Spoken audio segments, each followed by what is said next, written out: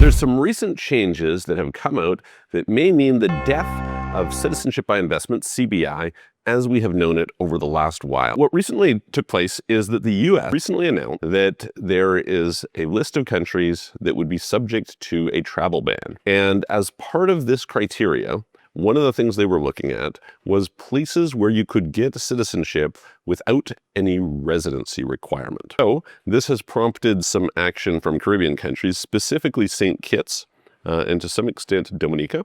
There is, for those of you who are not familiar, already a small residency requirement for the country of Antigua. It's the only one in the Caribbean that has this, where you have to spend 5 days there in the first 5 years. Now, the question is, in practice, does anyone care that you are doing that?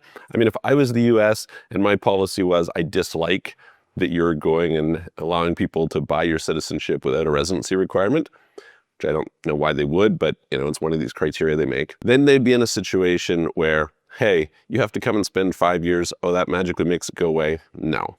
And we've seen something similar to this with their changing on the E2 visa rules, so that countries like Grenada, who formerly could take advantage of it if you just bought their citizenship, no longer could because of the fact that there was actually a residency requirement. You had to actually spend a period of years living there.